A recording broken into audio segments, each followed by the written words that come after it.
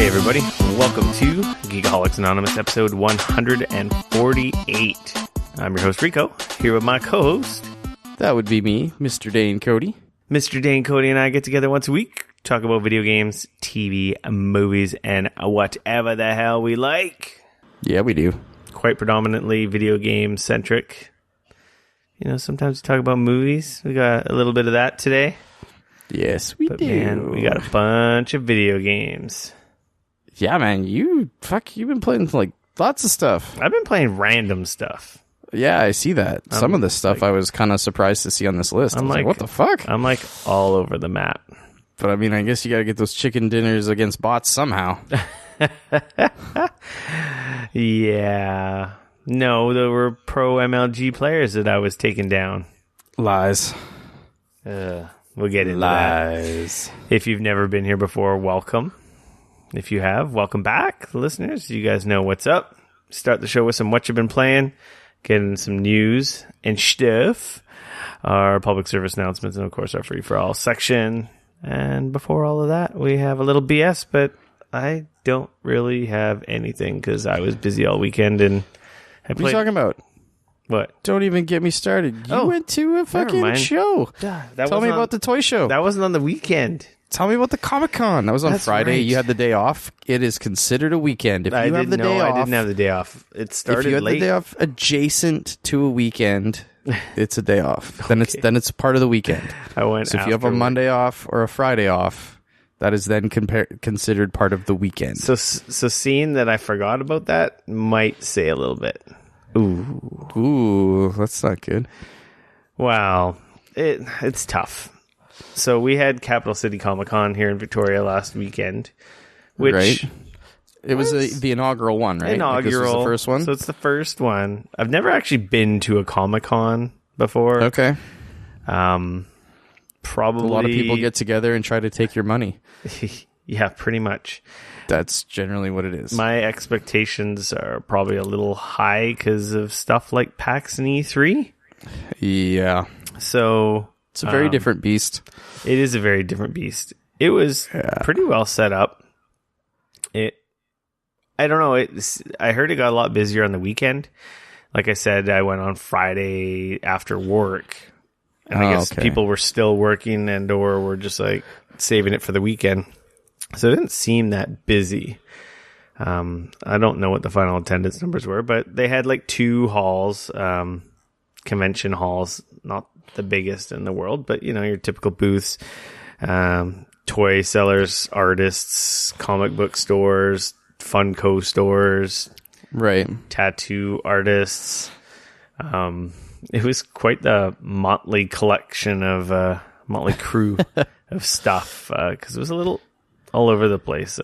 You know, a few booths were a little bit of like a stretch. You just described a Comic-Con. Yeah. Yeah, a few booths were a little bit of a stretch. I didn't feel like they were really had anything to do, but I guess they were just selling booths to anyone. Yeah, I mean, I think that there's people that think that what their booth or what they're selling or what their product is might be interesting to the like people that are going there. Army, like Canadian Army had a booth. Well, I mean, I guess they could try and I don't know. It was like the radar techs. They were swinging like we're the geeks, the Army geeks, right? The Army geeks. Well. But yeah, they had cool booths. They had lots of toys. Ages 3 and up was there, like I said last week. Right. Selling Transformers. They had some really awesome stuff. I did not buy anything because it was way too expensive. Yeah. I don't know too many people that are like, oh man, I went to this Comic-Con and got a great deal on something. No. It's usually like they had the thing that I've been looking for a really long time and I cut my arm off and gave it to them and they gave me the toy or the item that I wanted. They didn't have anything I was looking for per se. They had stuff that I didn't know I wanted. Oh, and okay. It was like, oh, that's awesome. Like they had this drift statue. I guess it's like a third-party statue of an Autobot Drift, and it was amazing. That's pretty cool. But it was like $300 or $400, and I'm like, yeah, no. Yeah. And they had some other cool stuff. They had Bruticus, like a big third-party Bruticus there, and Omega Supreme. They had a bunch of the Masterpiece stuff, and I'm just like, no, I can't do it. I gotta save my money. Gotta be a little smarter with my money. Fair enough. But yeah, it was cool. I was there for, I don't know, 4 hours or something. I saw everything. There were some cosplayers there. Riddle was there, who's a well-known cosplayer. Oh, wow. That's cool. Evil Lynn 13 was there. And I met Riddle at Vancouver Comic-Con a few years ago. She's really sweet. And there's another one. I can't remember her name, but I didn't talk to her. I just talked to Riddle and Evil Lynn for a little bit. Very cool. Evil is from Vancouver, which is kind of neat. So she's like, it's kind of nice. I don't have to go so far for a convention. Yeah. And they had, I thought Riddle was Canadian as well. I didn't talk to her as much as the other one, the other girl. I could have swore she is from around here somewhere. Maybe. Anyways, I digress. Yeah, you had your comic book stores. They had a bunch of artists there. They had local artists as well. And typical things, doing commissions and so forth. I guess if I was more of a comic book nerd, it may have appealed to me more. Right. Well, it's always cool at those comic book cons, because if you're a big comic book fan, because I mean, obviously that's what they were created for initially, because you get the comic book artists that come out, you get to meet these people, not just the artists but writers and people that are involved in that industry. That aspect of it is really cool. So I mean, it's definitely, I know the last time that I went to the one here in Vancouver, it was definitely really cool seeing some of the artists and stuff, and meeting some of the people that were directly involved with creating some of the really awesome stuff that I love, right? I don't know any of them, but they had guys who were their booths highlighted that they drew and or wrote for multiple Marvel comics or and so forth. But I have no idea who any of them are because I'm not really into comics, right? Right. They had the creator and writers and artists for Captain Canuck. They had a pretty big booth there. That's awesome. But yeah, they had all these other artists where one of them was what was the storyboard and what else was it? Anyway, he's a guy who does art concept for all the Marvel movies. Oh, that's cool. I have no idea who that is. So his name doesn't, I don't even know his name. But it's he has all this artwork that you can see, which were basically storyboards and concept art for some of the more recent MCU movies. And right. There was a few of those guys. There were some guys that were clearly well known, but to me they're nobody. It's not video games, so I don't know, right? Right. It was cool. I just I guess I'm just not a comic book nerd. I'm a video game nerd, but I'll go to it again next year, and I'm sure it'll get bigger and better every year. There wasn't any really video game stuff at all. There was just some of the local shops had some booths, so they had their retro games for sale, right? But nothing and so forth. Too crazy, random guy with a booth peddling amiibos and Super Nintendo classics and so forth. Right. At way too expensive a price. So I'm just that's funny. Yeah. Well. Yeah, they had some people are willing to pay, cosplay, I guess. cool costumes. Man, there's Batman's, Captain America, freaking bounty hunters, Star Wars. There was a lot. There was quite a few video game cosplays as well. Yeah, there was a good. What's his name? The dude Solaire from Dark Souls, the guy that they have the amiibo coming out. Oh, okay. His costume, Praise the Sun guy. His costume was pretty rad. That's awesome. They had a cosplay contest on Sunday, and the guy who won that was a 7-foot tall, Warhammer mech of some sort, or army soldier. I don't even know. I just recognize it's from Warhammer. And it looked pretty rad. There was some, I'm what? There's some actual impressive cosplayers. Did they come here from out of town? No, they're a bunch of local people. I'm I guess they don't get to get out much. I think that if you're a cosplayer and that's kind of your hometown and that's a thing that's starting to happen, you must have been pretty excited. Yeah, you want to go there. It's close by and it's cool to see that type of a thing happen. It just made me wish I was at PAX or E3. It was fun. It was $25. It wasn't very expensive. Oh, that's cool. It'll be cool to see it. I'll check it again next year, of course. Nice. That's awesome. Yeah, I totally forgot it. See, my weekend was such a blur, it made me forget that. Well, there you go. See? I made sure that we get the hot takes. I got a lot of videos and pictures, but I literally haven't had any time to even look at them. Yep. They're on my cell phone, so if you hack my cell phone, you can check them out yourself. All right. Give me 10 minutes. Give you 10 minutes. I'm just kidding. I guess with that, we can get into what you've been playing. Yeah, it looks like I'm curious what the hell you've been playing. Looking at all this stuff here. So, obviously, still playing Fortnite. Don't have much to say about that.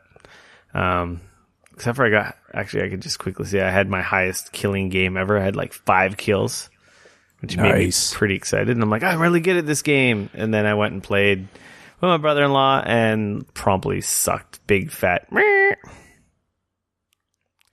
As it happens. Yeah, so that was kind of discouraging because I thought I was getting good. And I was like, no, we were tricking you, sucker.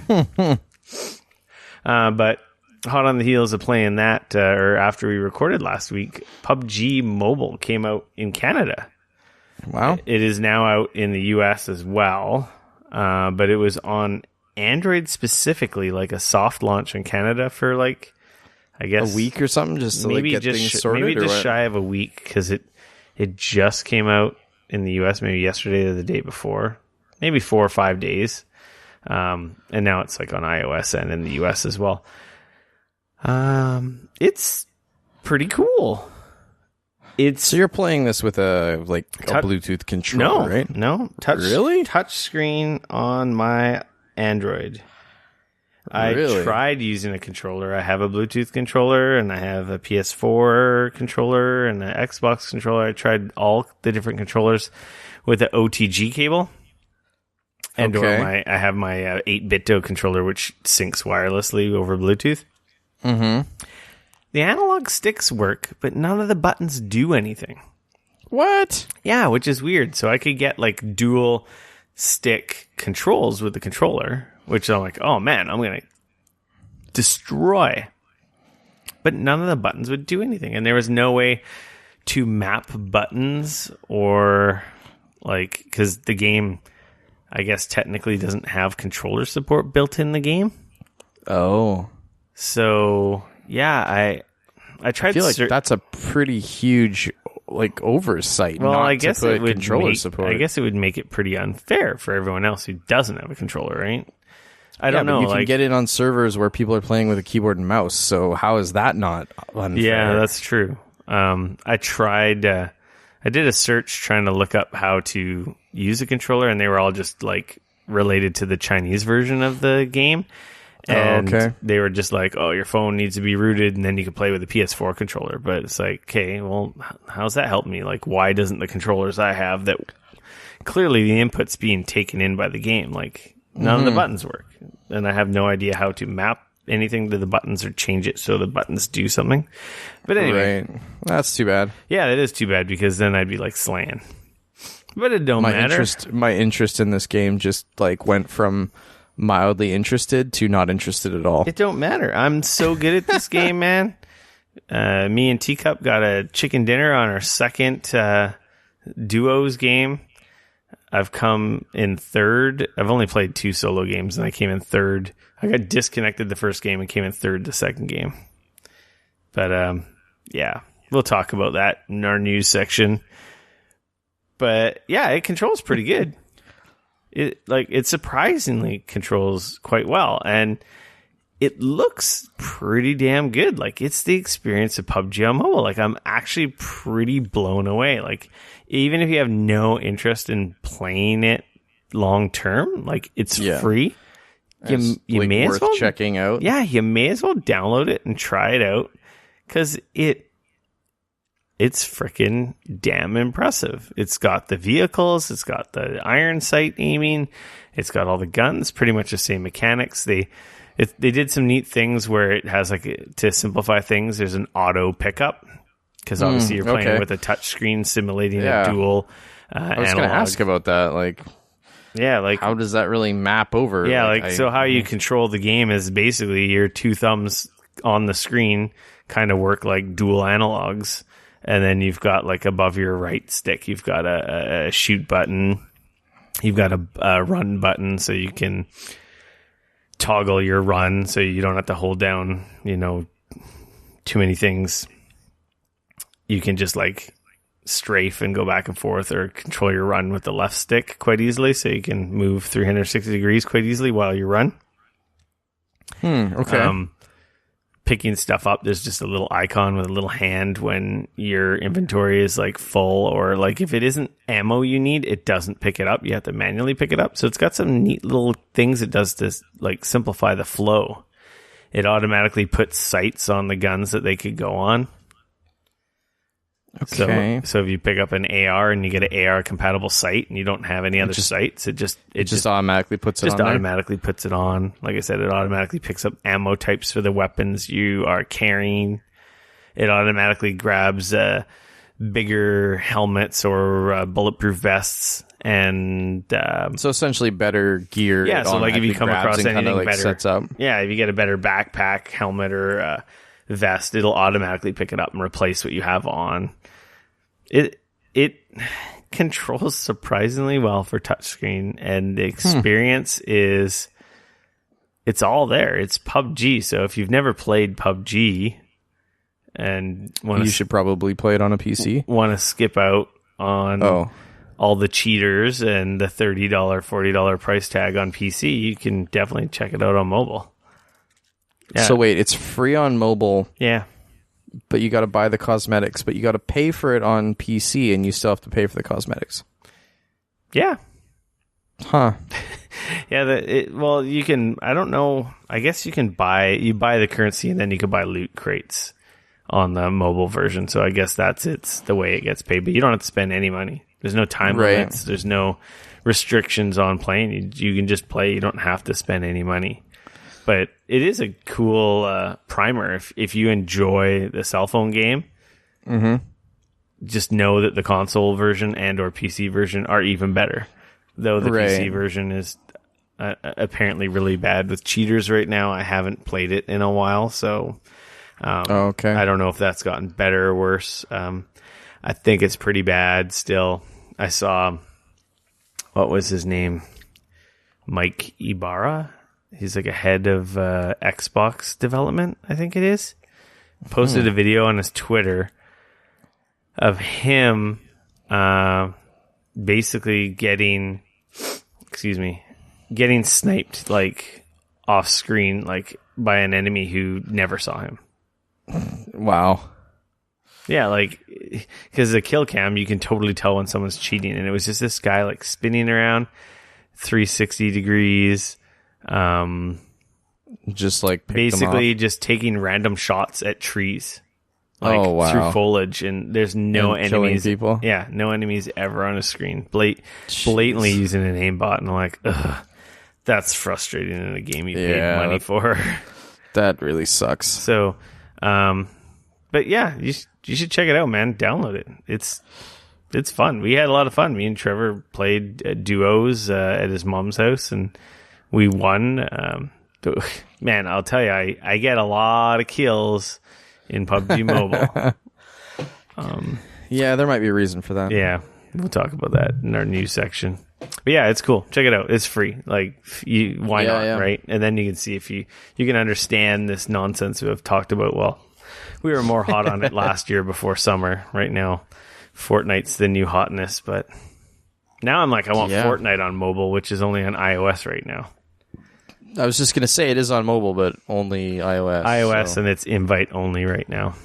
Oh, okay. I think that coming out forced PUBG's hand. It basically, we got to get out. Fair enough. So if you've been listening to the show the last couple of weeks, I've been on a Castlevania kick. Yep. I happened to be cruising the internet and ran across an article from Polygon. Jeremy Parrish, well-respected retro video game aficionado, had a story on Polygon talking about how Konami hasn't shown any love to Castlevania Bloodlines, which is a Castlevania on Genesis, which has never seen re-release on any console. It's 20 years old, or over 20 years old now, and it's one of the only Castlevanias that hasn't been re-released on a newer console, remade, upgraded. I feel like I might have had that game. Yeah, part of any collections or anything. So I'm like, I gotta check this game out. I'm like, I have it somewhere in a pile somewhere. And yeah, you know how you can play games over the internet nowadays. Yeah. I've been playing it on my cell phone. Really? Yeah. Nice. Using my controller. My 8-bit controller and my cell phone. Very nice. It seems all right. I'm only 3 stages in. The controls are a little weird because you got your special item. So unlike the other Castlevanias, pushing up an attack, it doesn't use your item. It has its own button. Oh, okay, right, because you had the three, you got the three buttons on the Genesis. Yeah, and you've got your jump and your whip button. And when you jump, though, you can sometimes, it doesn't seem to work all the time, so I don't know if it's the emulator. You can swing your whip diagonally up, but you can only do it when you're jumping. You can't do it from the ground. Right. So I don't know if that's just the emulator and something with inputs being weird, and maybe you should be able to swing up on an angle. I didn't look into it. I didn't have time, but it's got some cool tunes in it. I recognize some of the tunes from some of my Castlevania like music collections. I'm like, oh, that's where this song comes from. Yeah. It's not very easy. It's those older Castlevania games were pretty hard. I feel like they're so much harder than like Symphony of the Night or any of the ones that come after that have the RPG mechanics, because you just end up getting tons of life, so you can get hit a million times, right? So you can be pretty sloppy. It's definitely much more pattern recognition, kind of like just like all the old school side-scrolling platformers.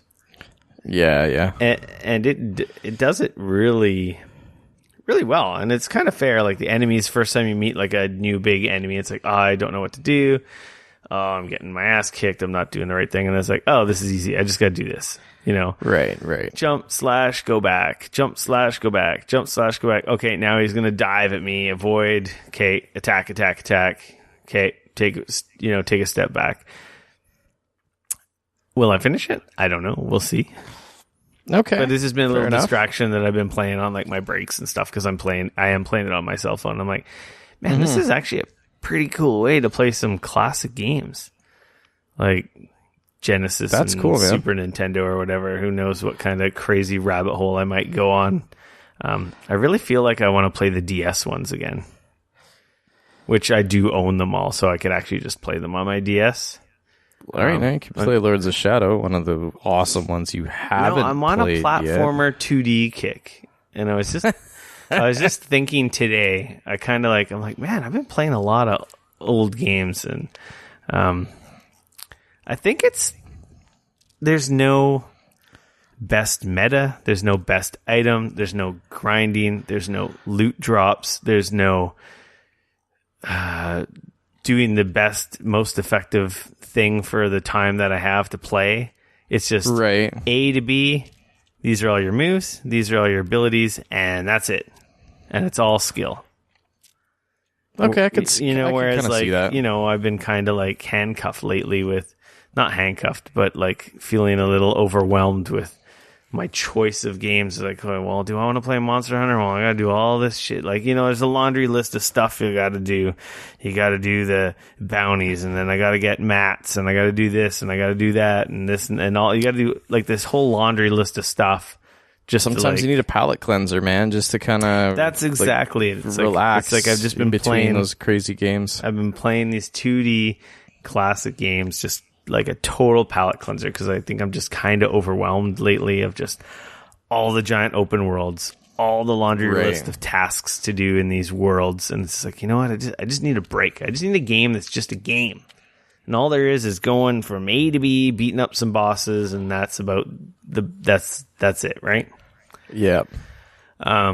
So that's cool though.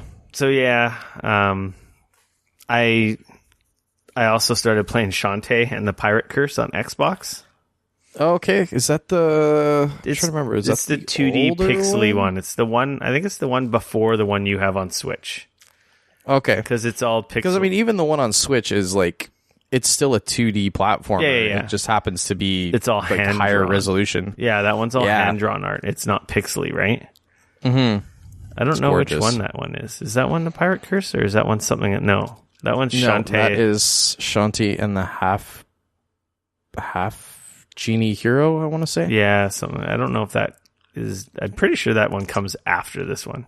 Yes, it does. It's the newest one, and it's gorgeous. So yeah, this one's on Game Pass, which I'll talk about in a sec after I talk about this. It's 16-bit.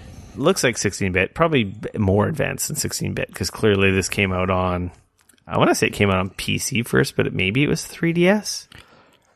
I'm not sure what the. I know it's on PC because I remember starting it on PC because I got it through Humble Bundle at some point. Oh, okay, yeah. But I don't know. I was going through Xbox Game Pass. I'm like, oh yeah, I started this and I want to play it, and I might play it here because then I'll get achievements and stuff, right? Mm-hmm. Why not? Yep. Yeah, it's on 3DS, PlayStation 4, Wii U, Xbox One, Windows, and Fire TV, apparently. Oh, well, there you go. Came out in 2014. I'm pretty sure it came out on 3DS first. It's listed first on the Wikipedia, so... I think that was one of their... Was that the Kickstarter one? I can't remember. They kickstarted one of their games. The guys who broke off from Way Forward kickstarted Shovel Knight. Yeah, no, they kickstarted a Shantae game. Oh, did they? It might have been. Yeah, I think it might have been Half Genie Hero, the last one they did. I have no idea. Yeah. Yeah. Shantae Half Genie Hero is 2016. Doesn't say anything. Game is awesome. Doesn't say anything about Kickstarter stuff in here. Anyway, that's neither here nor there. Yeah. 2 stages Good in. Game. Solid platformer. It has a little more depth than the Bloodlines or old school Castlevania because you do get items and there are upgrades and there's menus and stuff, but it doesn't seem very overwhelming. It's really cool, or it's kind of shocking because it's super pixelated. It's great pixel art, by the way. Mm-hmm. But when you're talking to other characters, it's like these full, like, razor sharp, like, anime artwork giant characters that pop up on the screen to represent the people in conversations. Oh, but the rest of the game, they're, like, pixelized. Well, yeah, like the actual game itself is pixelated, but when you're in, like, cutscenes talking to people, they're, like, these big, giant, like, full screen, like, anime drawn caricatures of all the characters, and I was like, man, they look freaking awesome, and that's the look that the Half Genie Hero is all, right? 100%. Yeah, the whole game is like that. Yeah. It's incredibly pretty. Yeah, those representations of all the characters when they pop up are like very nice, very anime inspired. Oh, totally. The girls are very scantily clad. There's some funny, some of them for sure. There's some funny humor between you and the bosses. The story, the story seems interesting. I'll probably keep with it on this old school kick as we get ready here for Far Cry 5 here, I think, next week. Yeah, that comes out that is soon, next Tuesday. Man, I keep checking my inbox like, where's my damn email? I'm still waiting here. I haven't seen it yet. Anyway. Ooh, fair enough. But yeah, so I got Xbox Game Pass in anticipation of Sea of Thieves. Right. I knew I had a free trial for it with my Xbox One X that I bought. Right. And I never redeemed it because I was like, oh, whatever. I don't care about Xbox Game Pass. It wasn't very compelling last November. And when it first came out, yeah. So I went and grabbed the coupon out of my box to load it up. On Monday, I think I added it to my account. And it's like, it was a 1-month trial. If you've never played Xbox Game Pass, you can sign up right now for 2 weeks. And very nice. And then you can go and play Sea of Thieves. So if you're out there with an Xbox and you want to try Sea of Thieves, I recommend you use your 2-week free trial, which is open to anyone who hasn't signed up for the service before. That'll be me. When I used the coupon, though, I got a bonus month for some reason. It's just like turn on auto renew and get a month free. And I'm like, what? I'm like, okay, I could just turn it off after. So anyway, my membership's good for like 2 months now. So I got 2 months of Game Pass, which is kind of neat. So, yeah. Anyway, Sea of Thieves, I guess the servers launched for the general public and people who bought the game are preloaded Monday night at 9 p.m. Yeah, I think it was the people that bought the like what was the big premium edition or whatever it was. Yeah, so I couldn't download it. It wasn't recognized in the Xbox Game Pass store that it was available yet. Right, okay. I think around 10 or 10:30 it was available, and I was actually able to download it Monday night, but I didn't get a chance to play it. Fair. Oh, excuse me. Sorry. No, it's all good. So yeah, I downloaded it, but while I was waiting, I was screwing around in their store, and like their ad says over 100 games. They have a lot of games in there. So I went through like cherry picking some classic 360 games that I never had. Wanted to play like what? I'm kind of curious. Oh man, like Samurai Showdown 2. Oh, nice. Garrow, I think it's Garrow, Mark of the Wolves, like a Fatal Fury I had that game. Type fighter. Shantae, couple different versions of Metal Slug. Oh, nice. Do enjoy the Metal Slug games. Mad Max. I never played that one. That one snuck under my radar. Yeah. Might stay under my radar, but I've heard good things. I kind of want to check it out. There was a couple. I heard it's a lot of fun for the first little while, and then it's very monotonous afterwards. But there was a couple other things I downloaded as well, but I can't remember off the top of my head. But I'm like, man, looking at all the games there, I was like, yeah, it's pretty good value with all the first party Xbox stuff coming.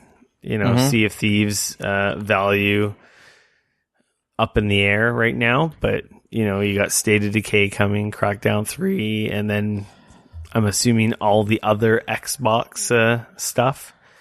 It's $11.99 a month. Forza 7 would be on there too, eh? Pardon? Is Forza 7 on there as well?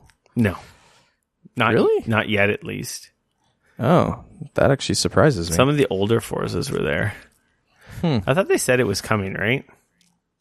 Well, yeah, I thought it would be just like a part of the Game Pass because they said like moving forward all wrong. I could be wrong. I don't own Forza 7, but I wasn't.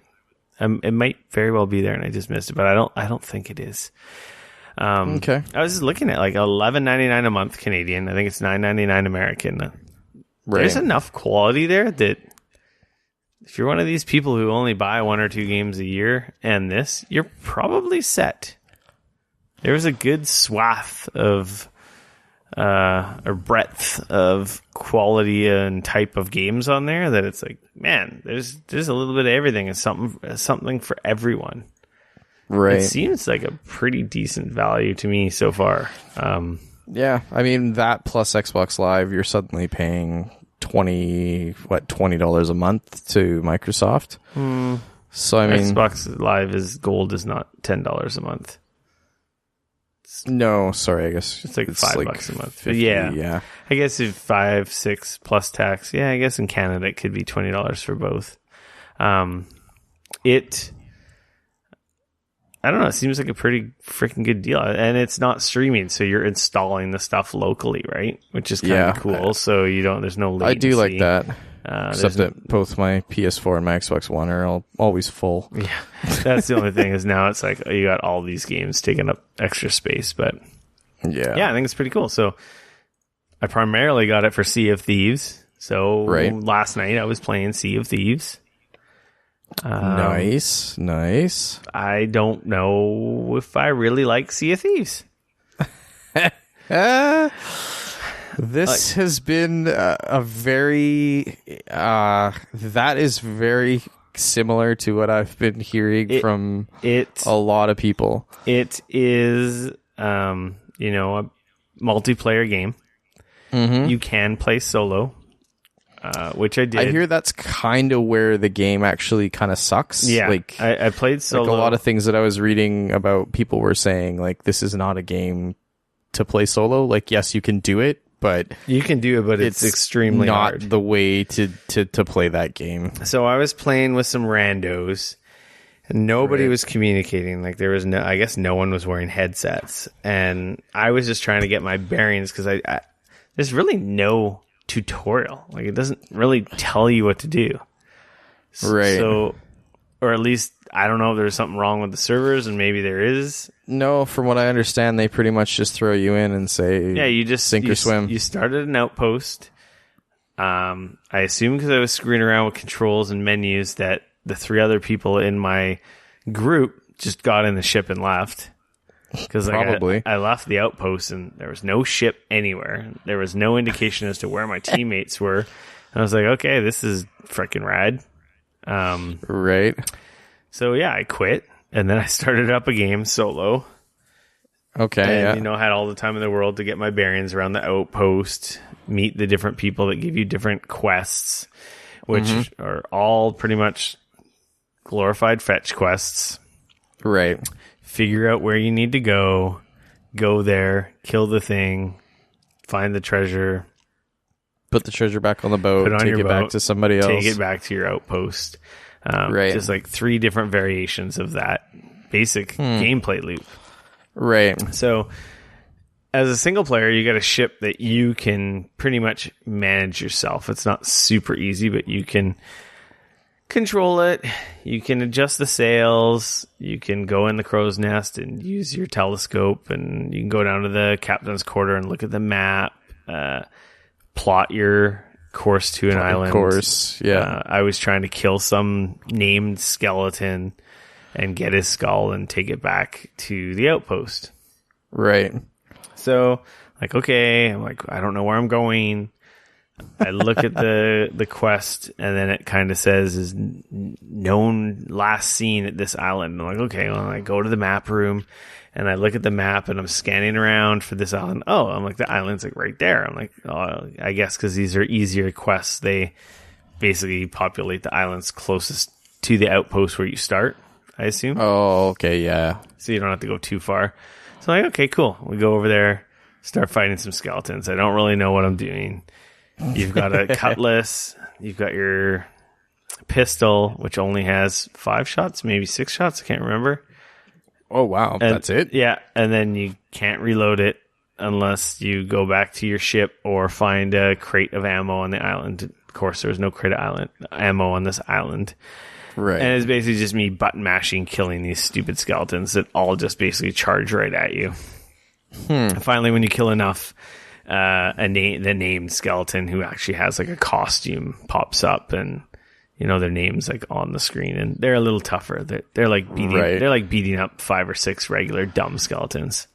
Okay.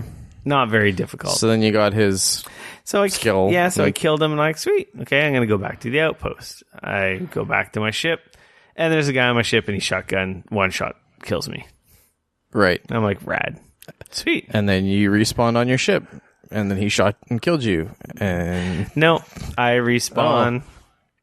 He's gone. Skull's gone. And, so he essentially pirated your ass. Yep, and my ship's sinking. I'm like, right, fuck off. Like, I'm just like, rad. So, yeah, like, that was all for naught. Yep. There's half an hour of messing around, and I got nothing. No experience, no nothing. No progress. Totally just a complete waste of time. So awesome. I was kind of pissed off, and I'm like, okay, well, let's try this again. I go to another island, do the same thing. Right. And it's just like I run into another ship, and it's a big ship, and then there's 4 guys, and they just obliterate me. Right. When you die, you go down to I can't remember what they call it. It's not Davy Jones' locker, but it's like a ghost. Some pirate theme. Yeah, ghost it's like thing. a ghost ship with a ghost pirate, and basically, I guess you're like just your soul's floating around. And I guess it's like it's just like a room to hold you, kind of like a respawn timer, because you can't leave right away. But after a certain amount of time, this bell rings, and the door to the captain's quarter opens up on the ship, and then you go through it and you warp back to your ship. Oh, okay. Or if your ship was sunk and destroyed, you, I guess, warp back to the last outpost you were at. And then I was just like, cool. I'm like, rad. I'm like, I'm not playing this game single player ever again. Yeah, that's... and I heard, I was reading on Twitter earlier, buddy from Rebel FM spawned into the game, spawned onto a ship, and the people that he was playing with were assholes, and they just voted him into the brig, and he was just stuck. I saw that in the brig. Yeah, so he was just stuck there. He couldn't get out. He couldn't do anything because they voted him in there, and apparently they have to vote you out. And apparently, like, unless they vote you out, you're just stuck there. So, like, if Rad. the people you vote, like, apparently, like, the people, if you end up with randos, they can just be fucking dicks and just do that, and you're just stuck. So, like, I don't know. Quit the game? That's what he ended up having to do. But I just, like...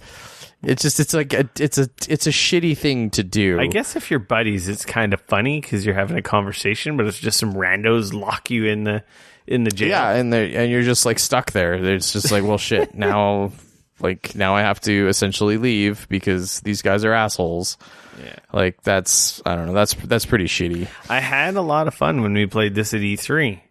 There was 4 of us standing next to each other at 4 machines. Able to totally communicate. You know, we got the map. We've had someone plotting our course. I was steering the ship. Someone else was in the crow's nest. We got our island. We fought some skeletons. We fought some randos who showed up. Got the treasure. Got back to the outpost. And but of course, it was like the totally perfect environment to play that game. Of course, because they set that up so that everybody would get that perfect experience. That was a blast. But any game with your friends is a blast. So I don't know. Maybe if I can coordinate some people to play this with me that I know, I might give it another shot on multiplayer. Yeah. I will not play it single player. Like, I basically wasted 2 hours. I made no progress with any factions. I just got frustrated, and it was just like, yeah, this is dumb. And I'm like, there doesn't seem to be a lot of stuff here. There's no real story. There is no story mode. It's just all based on totally random emergent gameplay, which, totally boils down to who you're playing with and what happens for it to be of any quality. And I don't know. If I bought this game, I probably would not be very happy.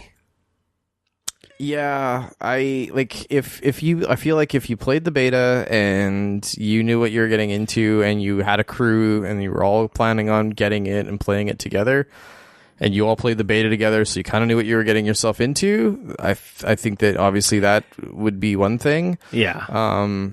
I due to the fact that I the times that I have when I can play games are generally speaking so weird compared to my friends that I don't end up playing many games with my friends that often. I will probably do a similar thing, and I will probably check it out on the Game Pass. Yeah, I would, but I don't think that this is a game I would recommend if you have that I would be picking up. Yeah, I would recommend if you have any interest in checking this game out, do not buy it.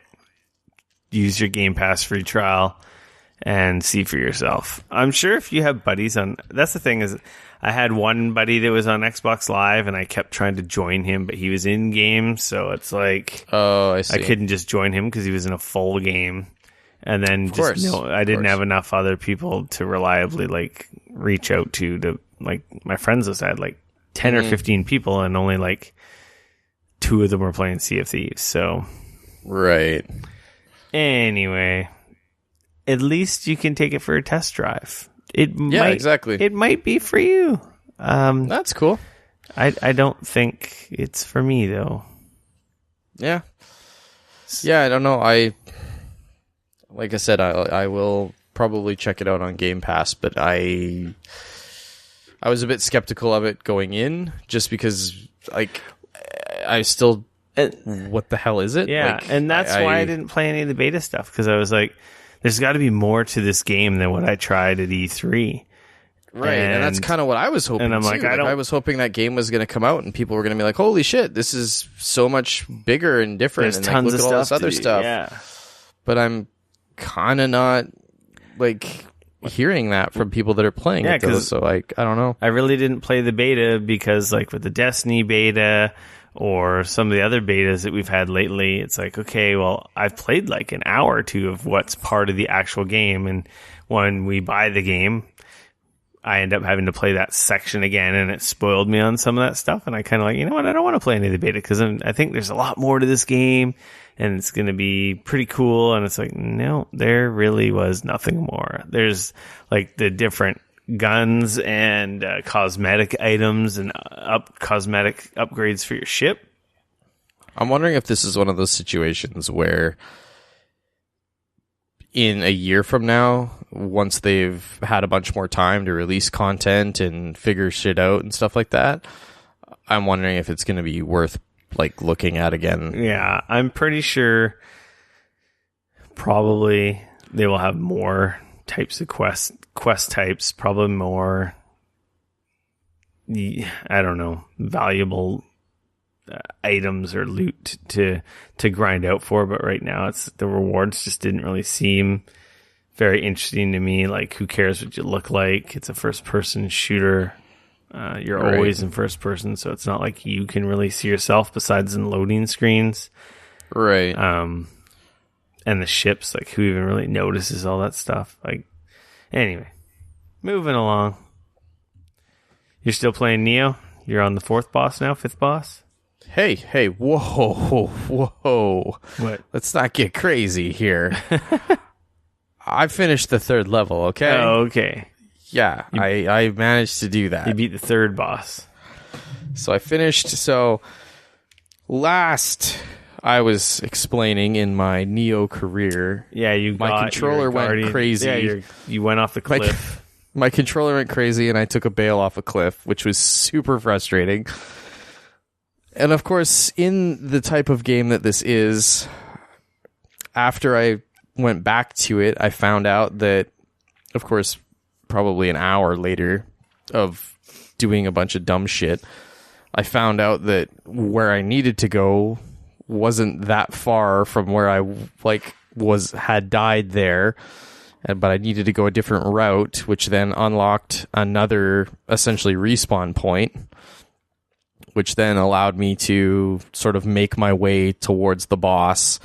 But of course, it's not just like making your way towards the boss, because you get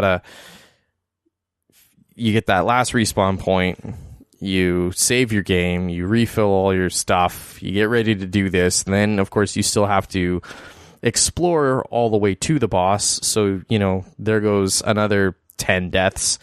And then you finally get to the boss, and then of course you die instantly.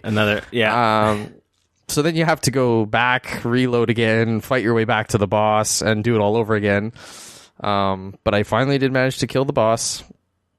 Yeah, I felt real good when I finally did it. Yeah, you were saying the last boss you beat, was basically a huge part of it was you had your guardian spirit like special attack. Yeah, this one, luckily, I actually think the first boss was harder, in a weird way, just because I think the first boss happens on like the inside of a ship. So like the quarters are super tight.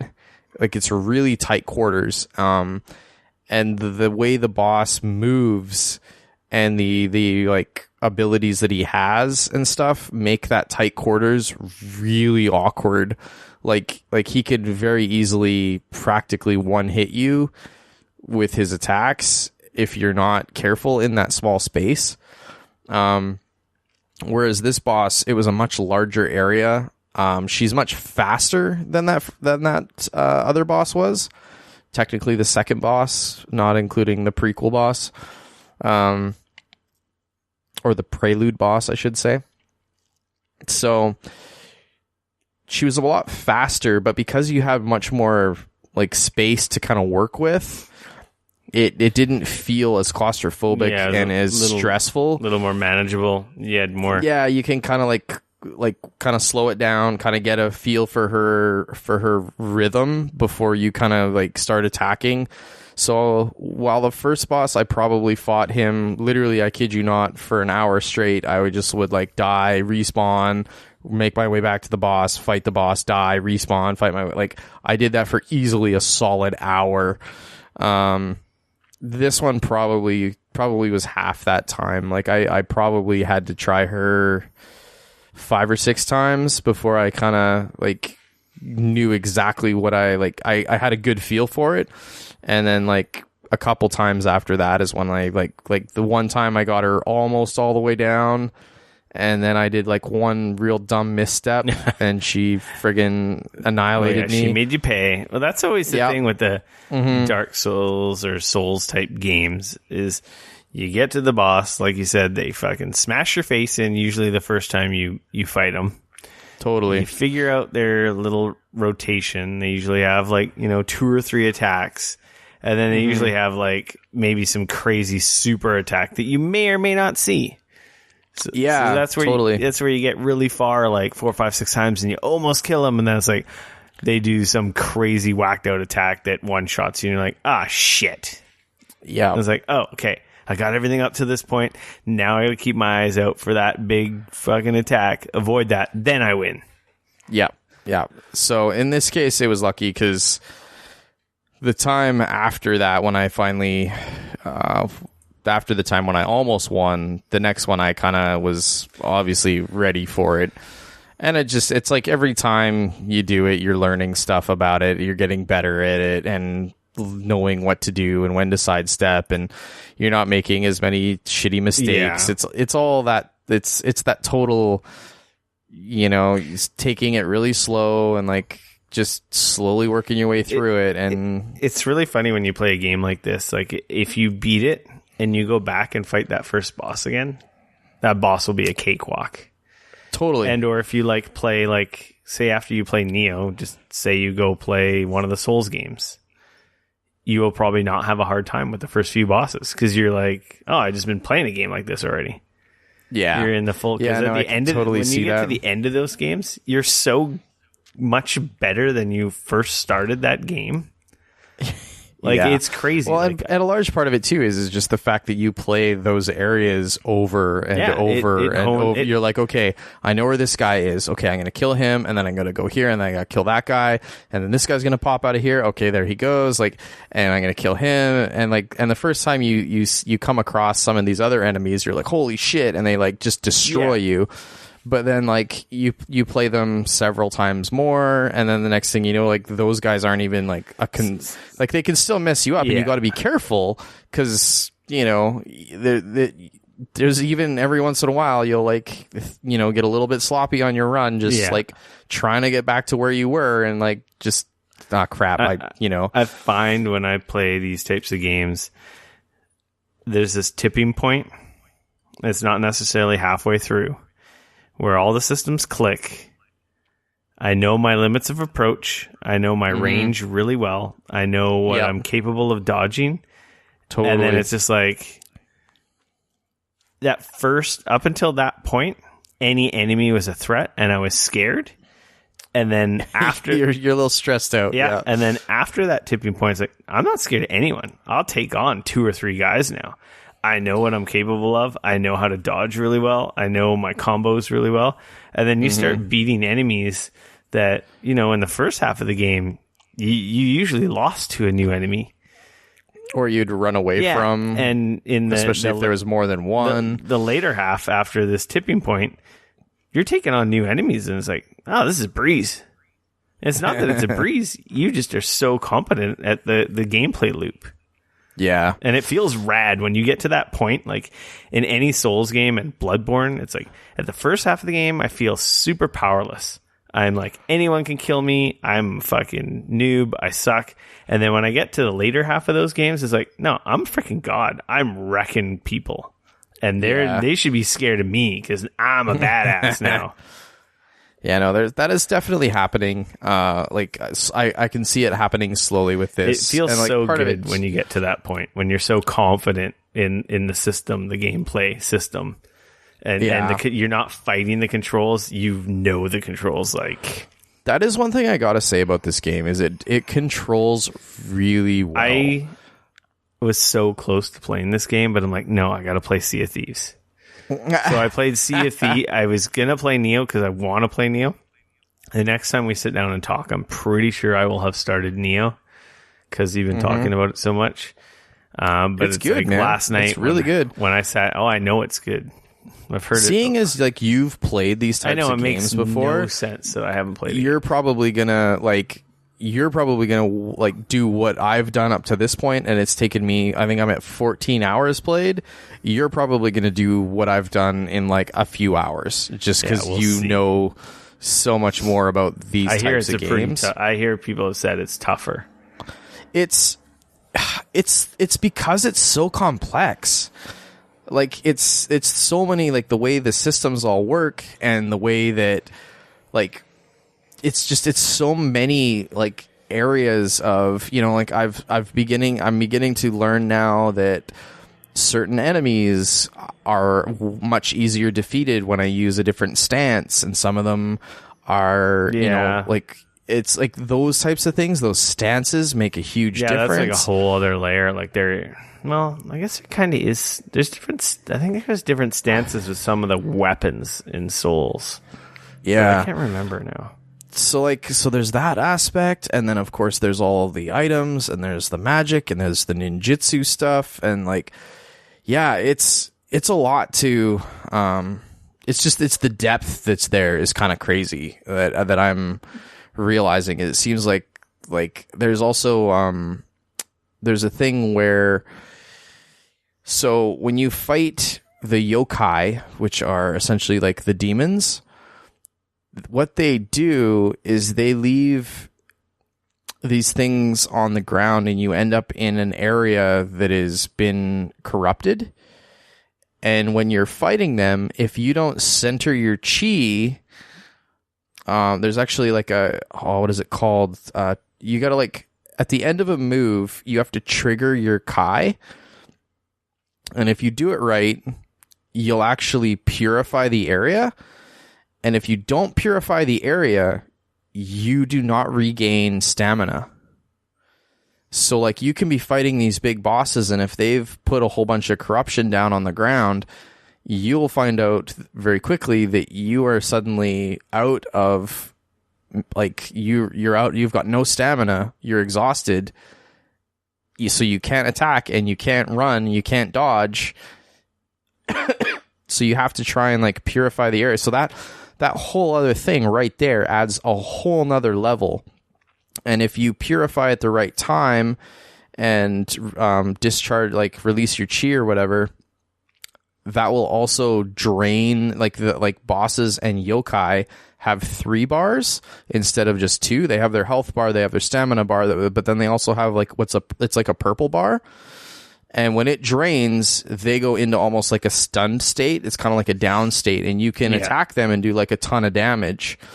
And so like if you drain their chi at a certain time, it's actually their kai, sorry. If you drain their kai at the right time, it will like either take off that whole bar or do massive damage and stun them, and then you can come up and like just wail on them a bit. So there's like that whole other part of the game as well. So like you got to attack, you got to block, and then you got to remember to like focus your kai again. And if you do it properly, not only will you purify the area, but you'll also regain a much larger chunk of your stamina back.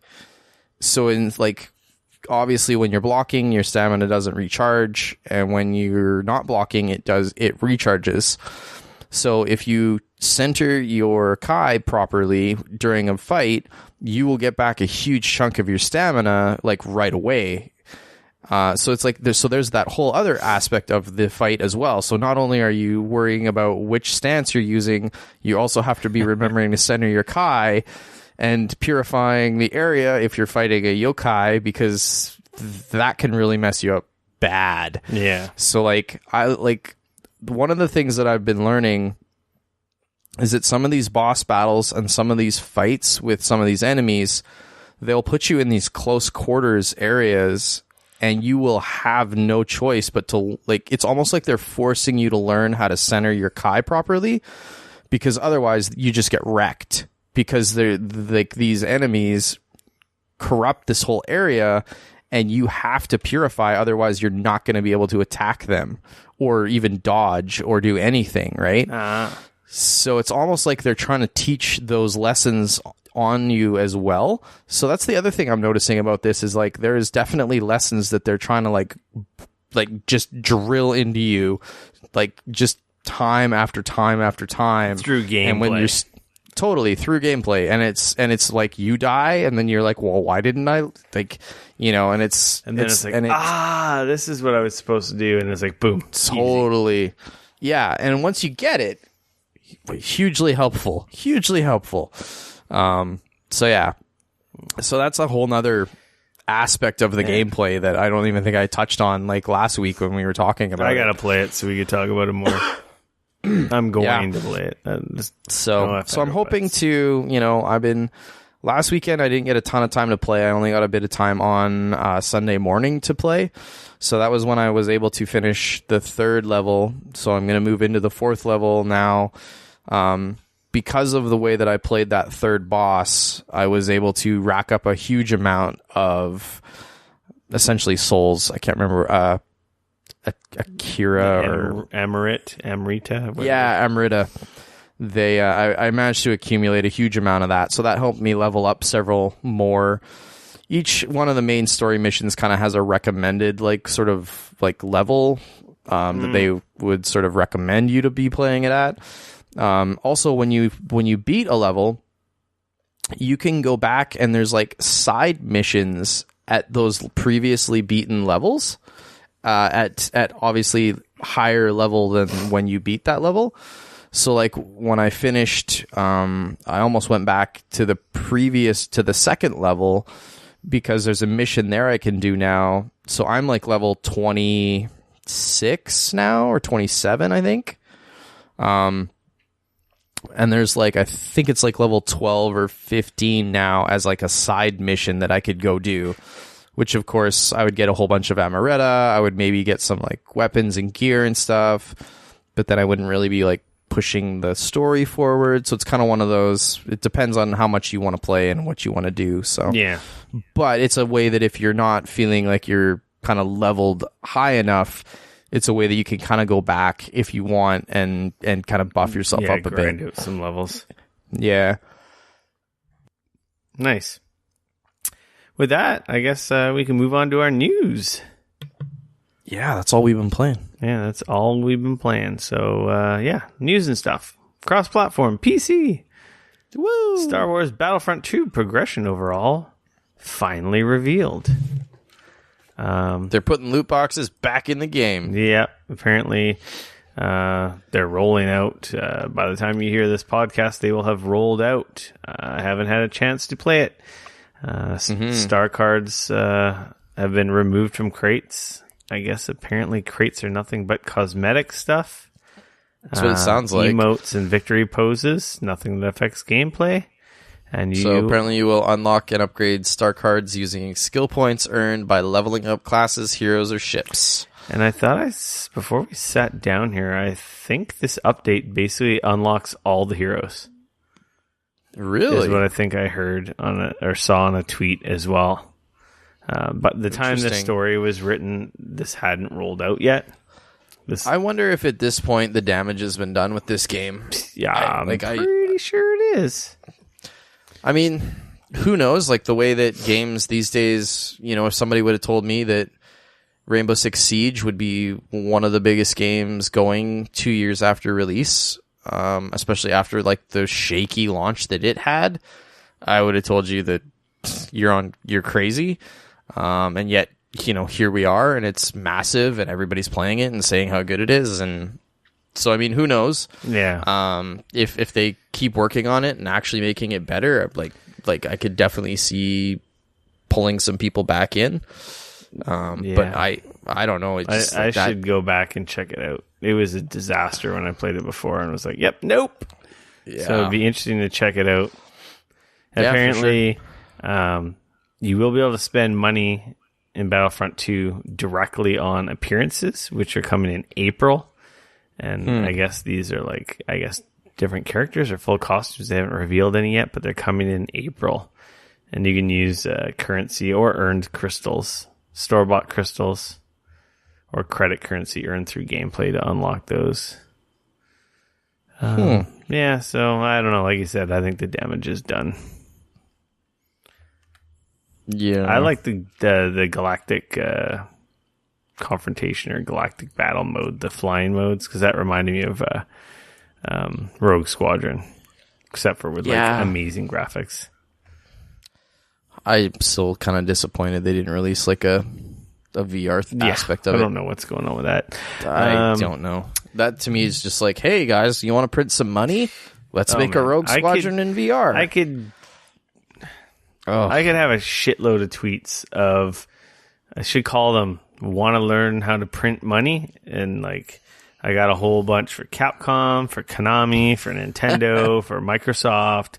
You name a publisher, I've got like some ideas. It's like, what do you, this is just so obvious, and I'm not even part of your business.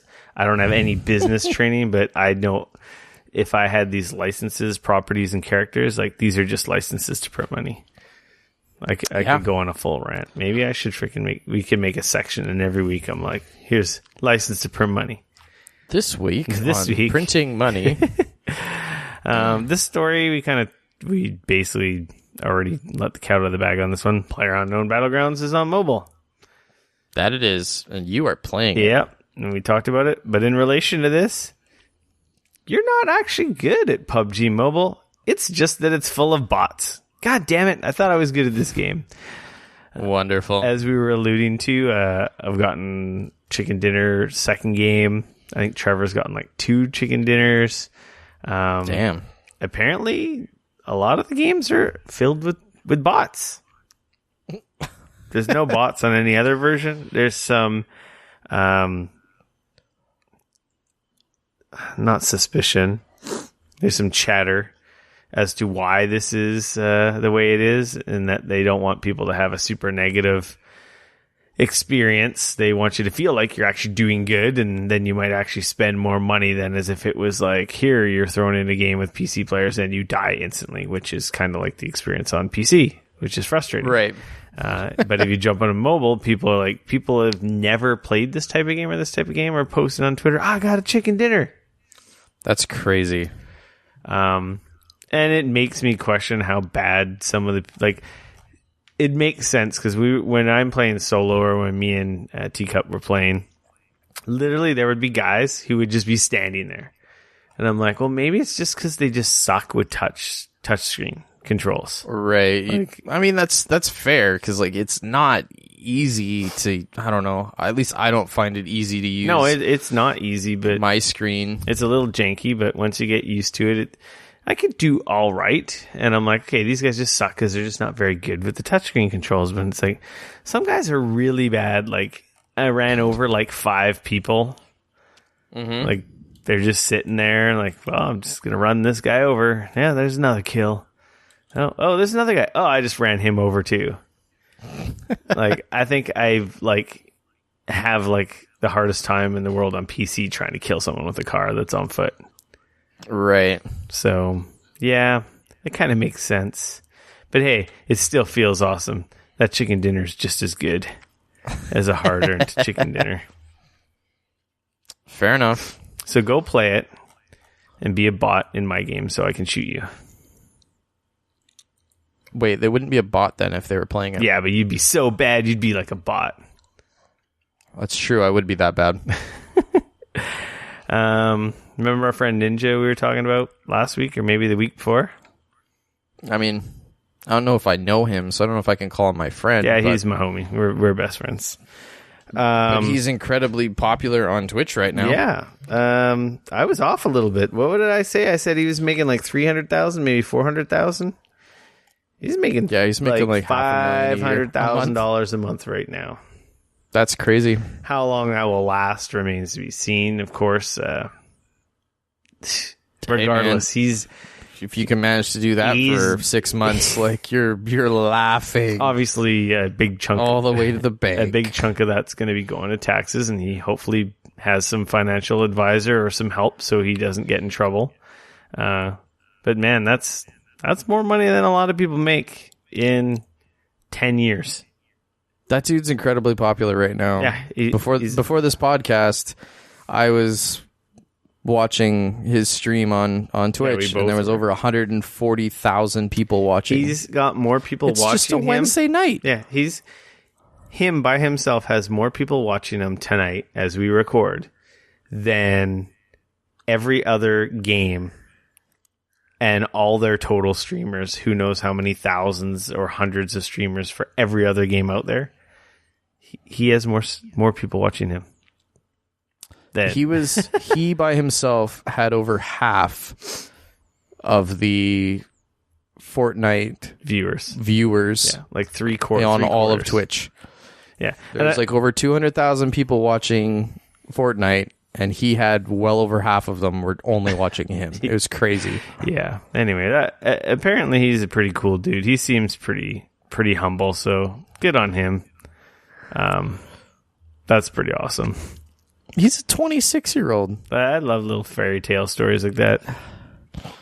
Yeah. And he's not a dick. Wow. The thing I like about him is he's not a dick. He's not this toxic-y brosif freaking asshole like the majority of people on Twitch is, because that's been very popular, has been that attitude-y bad boy freaking persona thing. Mm-hmm. And I'm just really sick of assholes. Yeah. So it's kind of nice that he's just like a nice freaking dude, right? Yeah, it's crazy. Anyway, Vivendi's attempt at a hostile takeover at Ubisoft is over. That's exciting for Ubisoft, man. That's pretty cool. They've been in the looming shadow of a Vivendi hostile takeover for the past few years. It obviously, as an employee there, it was like, well, who knows what's going to happen? You know, buyouts or takeovers are scary. Do you break up the company potentially? Got the workforce saying, no, well, we don't need you. It's redundant. We have our own people who are going to replace you and stuff like that. Like, that's kind of scary. But anyway, with the help of Tencent, they've purchased almost 30% of Vivendi's stake in Ubisoft. So they bought back shares to wholly be like the majority stake holder in their own company, which basically puts them out of trouble. Which is pretty. It's interesting because they used Tencent, the Chinese company that owns League of Legends and Fortnite. They bought a large chunk, as well as the Ontario Teachers Pension Fund. It makes sense. Strangely enough, very huge. They invested like a large chunk as well. So Ubisoft has a huge Canadian footprint in Montreal, Toronto. It's neat. I was surprised because Vivendi currently owns 27.3% in Ubisoft, and it sounds like Vivendi is selling that off, and it looks like it's a mix of Ubisoft is buying back a whole bunch of shares. Yeah. The Ontario Teachers Pension Fund is buying a whole bunch of shares. It looks like about 3%, and then Tencent is picking up about 10% from what I understand. So people laugh at the Ontario Teachers Pension Fund is massive. Yeah. There's a lot of money in that fund. They're invested in a lot of stuff. Hey, as long as they don't lose it, that's it's awesome apparently news for the it's teachers. a really well-run union pension, and yeah, they're invested in a lot of kick-ass stuff. That's cool. Yeah, that's awesome. We've got friends at Ubisoft, so I was so happy for them. Yeah, it was good news. It's great. Because it would have sucked. Like, if they got bought out, things would have changed, right? Like, and you don't know what the change would be. It's just, like, gotta be scary. So that's freaking awesome. Full monkey off the back. Yeah. Next story. Wire-free Vive Focus VR headset rolling out globally this year.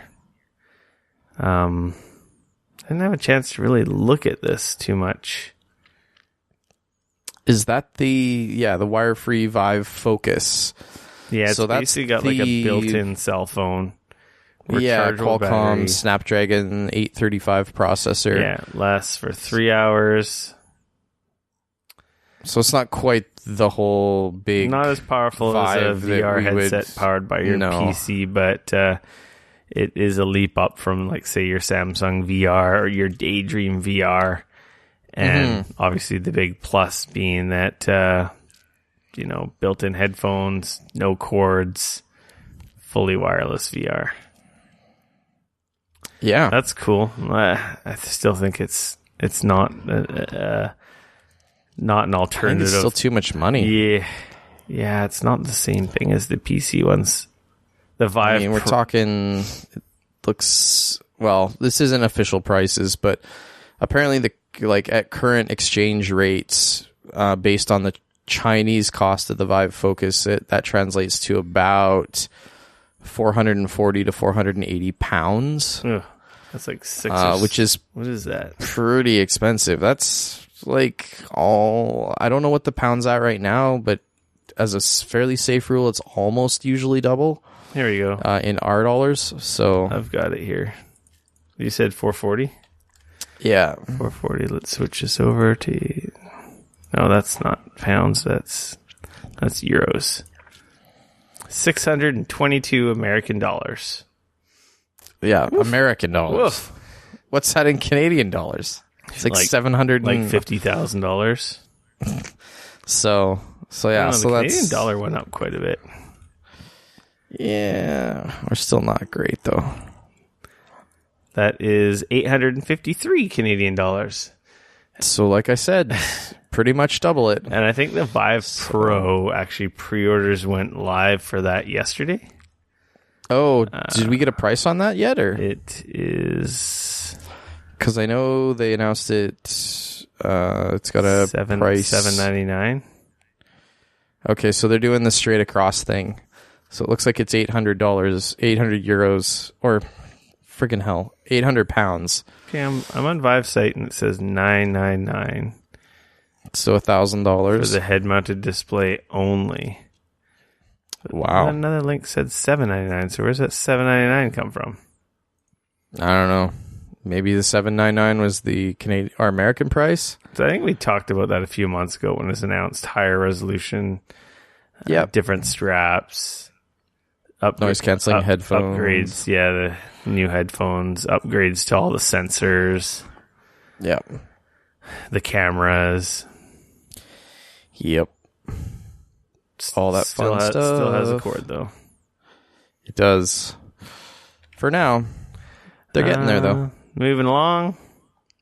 Nintendo had a Nindies event yesterday or the day before. They talked about 16 indie games. Basically, right, because GDC is happening right now. Yeah, I don't know if this had anything to do with GDC in particular, or the timing just happened to be the same. But either way, yeah, they announced a bunch of indie titles, which there was some announcements that people were very happy about. We've got Mark of the Ninja Remastered, which is a great game I played on Xbox, I want to say years ago. Yeah, it came out quite a while ago. Coming to Switch. Fantasy Strike, no idea what that is. Just Shapes and Beats. Garage. Pool Panic. Bomb Chicken. Lumens Remastered or Lumines Remastered. This is the one that everyone freaked out about on my Twitter feed. It's coming spring. Too. That's also coming out for PS4 and Xbox, I believe. But you are correct. Obviously, mobile puzzle game came out on PSP originally, I believe. I think home on Switch makes a lot of sense. Reigns, King and Queens, Lightfall, West of Loathing, Pod, The Messenger, Bad North, Banner Saga 1 and 2, which are soon, and then Banner Saga 3 this summer.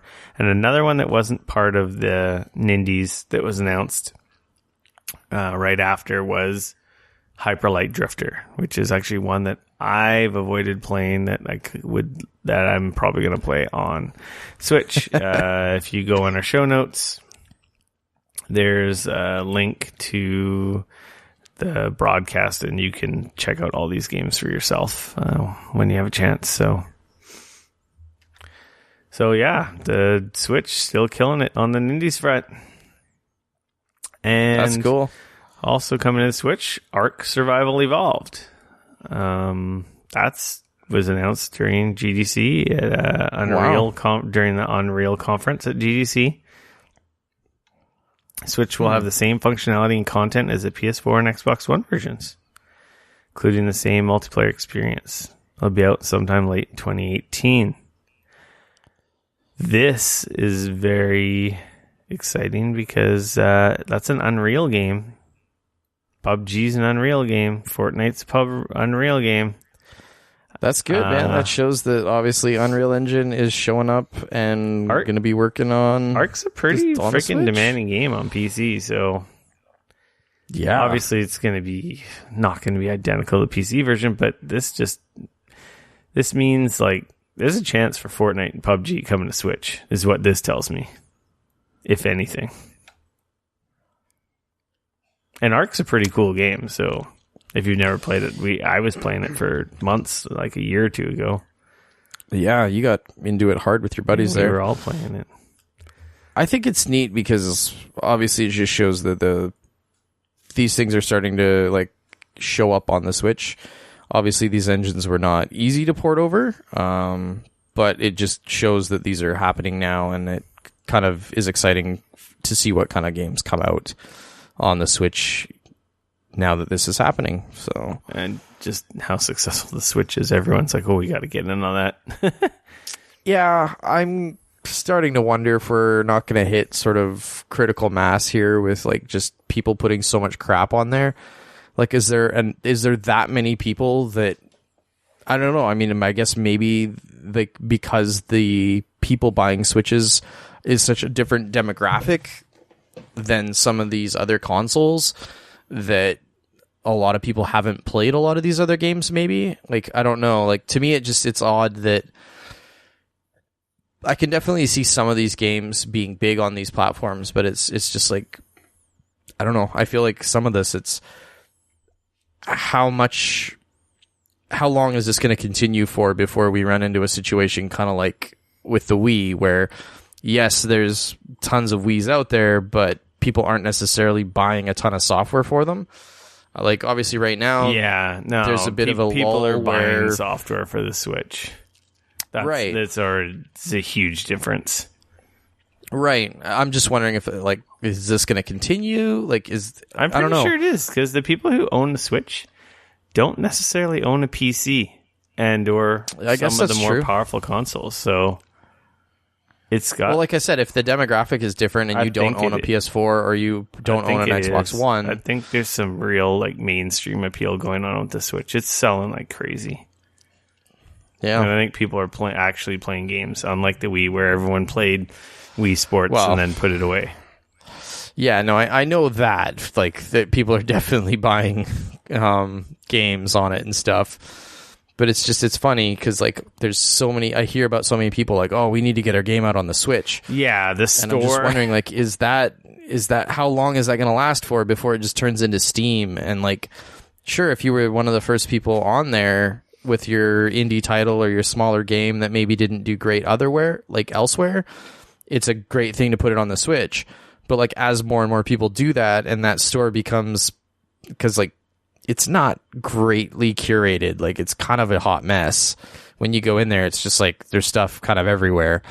It just kind of makes me wonder, like, at what point are like a lot of these little things that people are hoping are going to do well just kind of end up at the bottom of a list somewhere that nobody really sees, you know?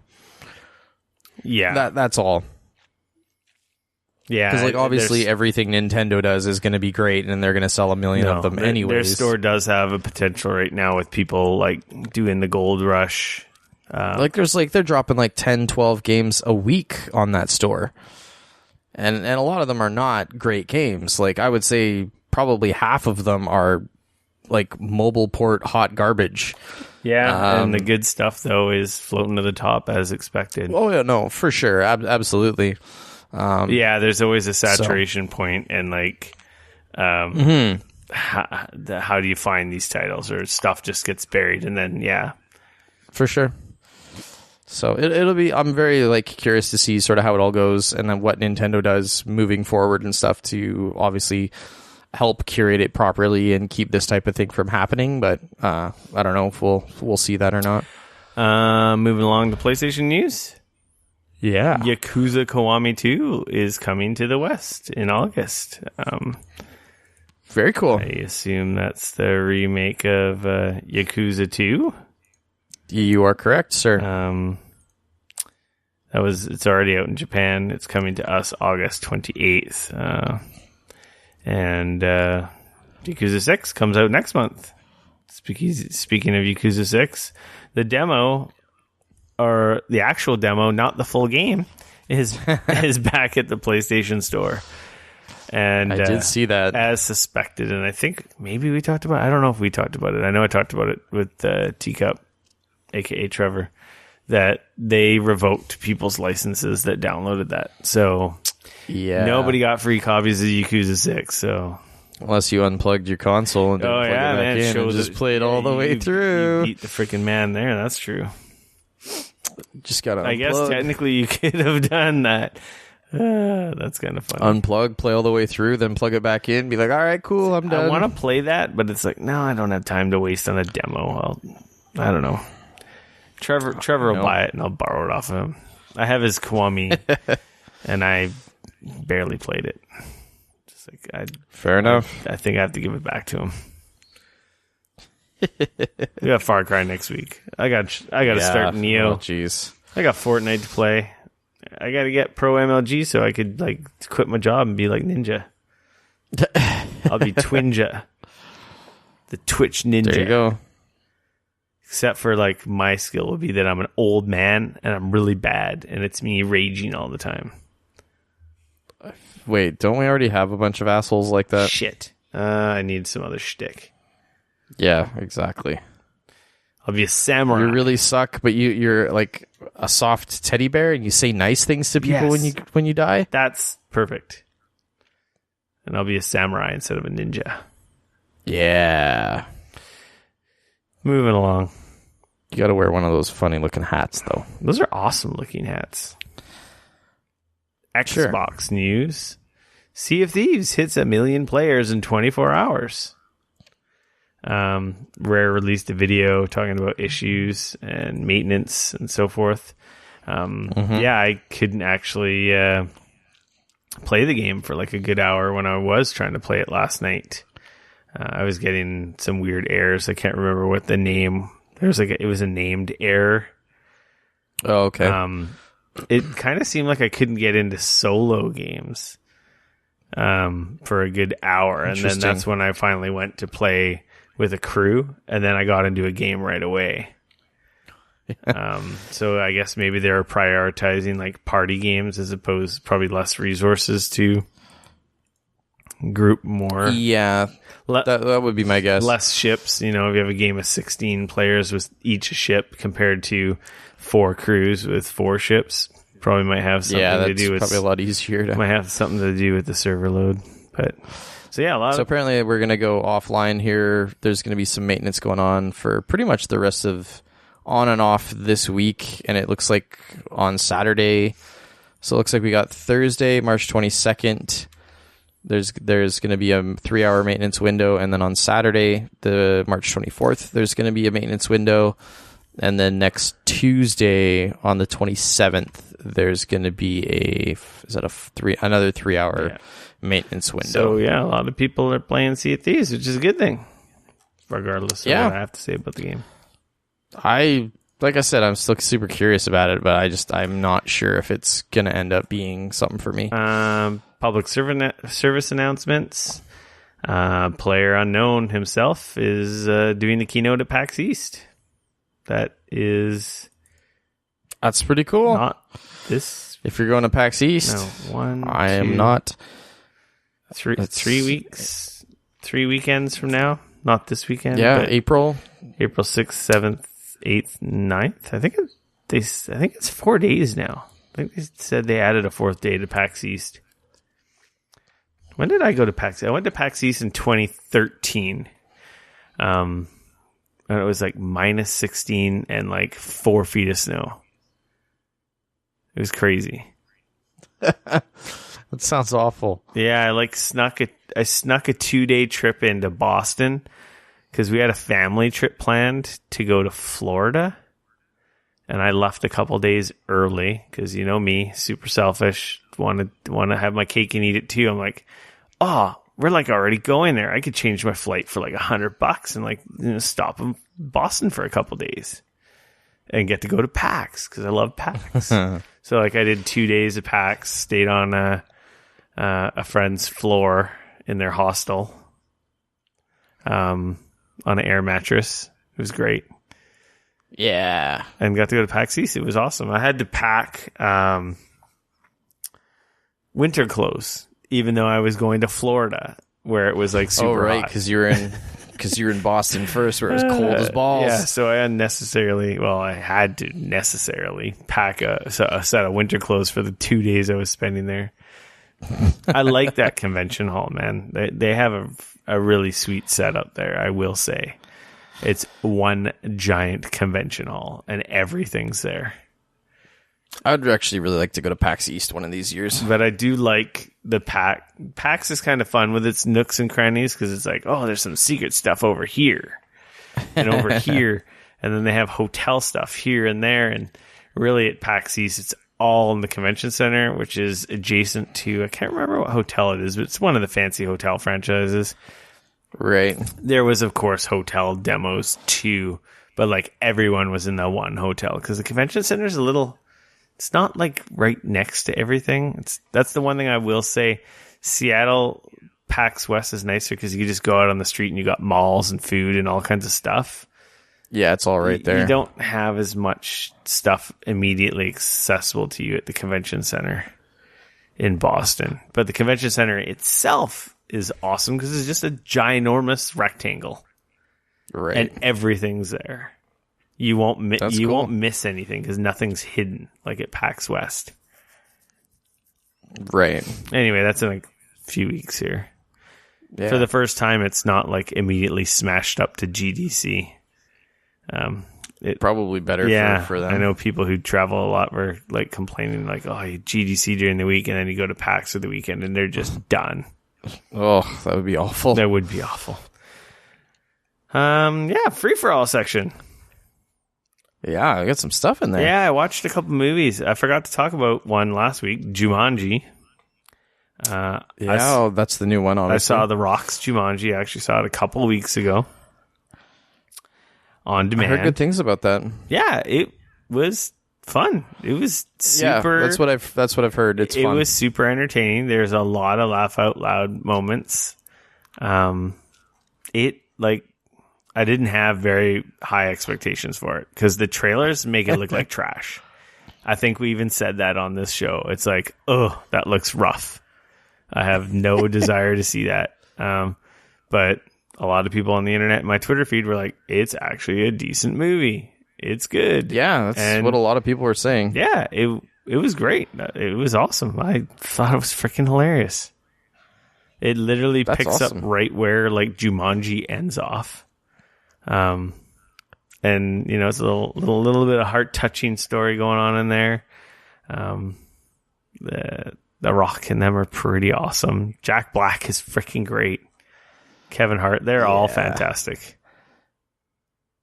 No, like I said, I've heard a lot of good things. I'm looking forward to watching it when it's out here. I would definitely recommend. I don't know if my wife has seen the first one, so you don't have to watch. You don't have to see the first. No.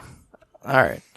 It sets up all the rules and what it's about in this. So I guess you might have some more appreciation for some of the callbacks or Easter eggs that relate to the first movie. Yeah, but exactly. You really don't have to. Okay, that's fair. Yeah, it was cool. And then with the Academy Awards and all the press and praise I saw for Get Out, I believe it was a Jordan Peele wrote that. It's like a horror thriller. Man, I want to say I saw some previews for that, but it won an Academy Award. It's basically about a character. His name's Chris, and his girlfriend Rose. They are going back to her parents' place to meet his parents, and just a bunch of weird. There's like a big twist, so I don't want to ruin anything, but he goes to her parents' place, who live out in the bushes. I can't remember where. Big ass estate. He gets there and he's a little weirded out because they have like black servant, black yard groundskeeper. Her family's white. Right. They're very weird. Really? The two servants they're very strange. His interactions are just weird. And as the story unfolds as to what's going on, it's a cool movie. It's interesting. It's scary, not scary. Is it like kind of creepy, slow burn? Like you're almost expecting it to be scary?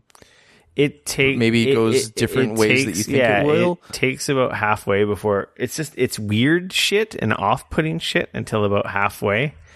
And then some stuff starts to happen and then it kind of gets interesting. What happens to him is what's scary, and you have to see it. It's not your typical horror movie. It does have like scary and like violence and like stuff like that, like your thriller horror movies do. But this, it's such a different take on that genre.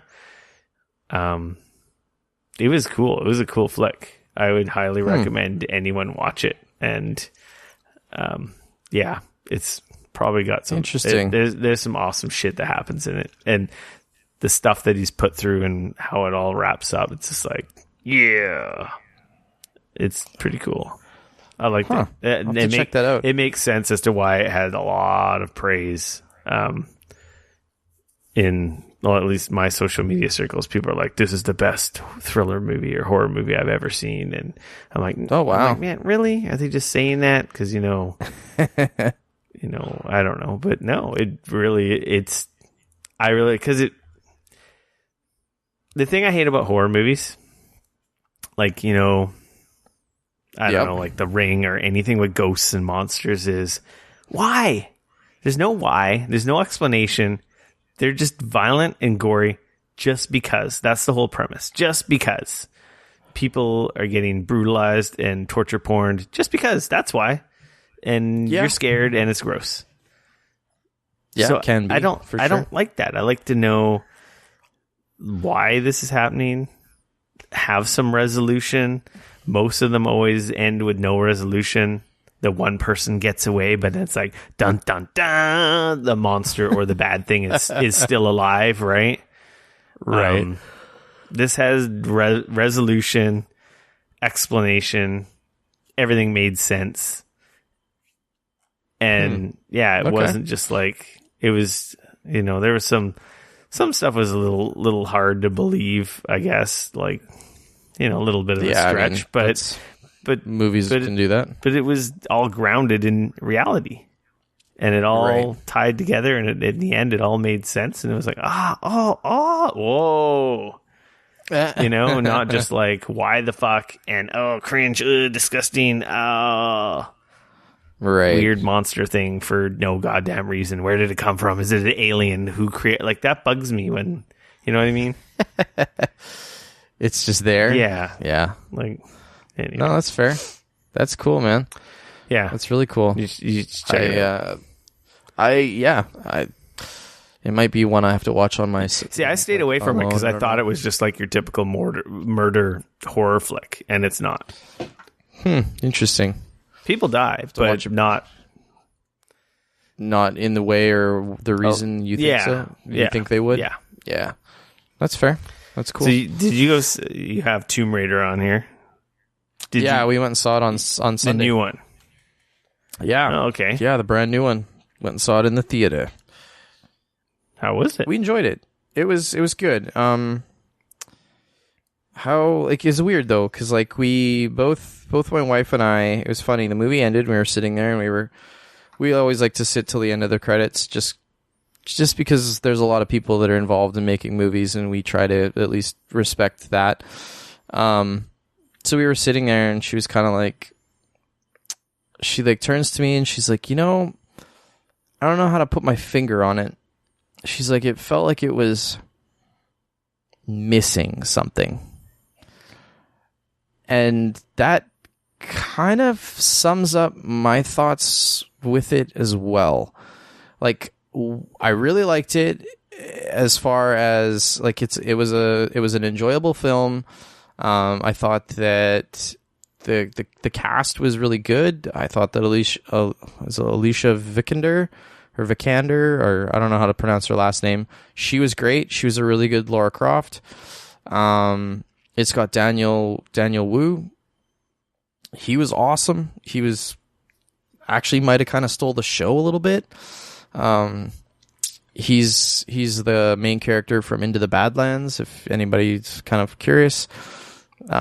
He was really good in it. The story is it's like they took the last rebooted Tomb Raider game, not Rise of the Tomb Raider, the one before that was just called Tomb Raider, and they kind of used that as the base for the story in this film. Obviously, it's not everything about the game is in there, but that's kind of what they used as the basis for this movie, and I think it works really well. They did a really good job with like backstory and like the set and the setup and everything. They kind of did a pretty good job of explaining like, why Laura is kind of a badass and why she manages to like beat the shit out of people and like all that kind of stuff. They kind of did a good job of filling in some of those blanks that you've kind of always wondered, like, how is it that this seemingly innocent sort of teenage woman, or at least in that game, manages to turn into sort of a cold-blooded killer in a weird way. All that was done really well, but I don't know how to explain it. I agree with my wife. It felt like it was missing something. Like there was the original Tomb Raider movies that Angelina Jolie did, the two that she did. They're terrible movies. Like don't get me wrong. Like they're not good movies, but they're fun movies. Like they're popcorn flicks that you watch and you're like, wow, the dialogue and the writing is terrible. None of this is going to win an Oscar or anything like that. But it's like Angelina Jolie seems like she has an absolute blast playing that character. And it seems like everybody that was involved in those movies has so much fun. And I feel like that comes through. And like you as the viewer, you kind of go like, okay, you know what? This movie is what it is. It's like, it's a fun action movie, and I'm just going to kind of go along for the ride. Good action movie. And that's what this is. Like, it's a well put together action movie. Like some of the stuff you're just like, okay, like any big action movie is, you sort of leave your disbelief at the door kind of a thing. Yeah. But I don't know. I feel like maybe I don't know how to, I honestly can't explain it. There is I definitely personally agree with my wife when it felt like there was something missing, and I don't know if it's like a fun, like they didn't necessarily seem like they enjoyed making the film.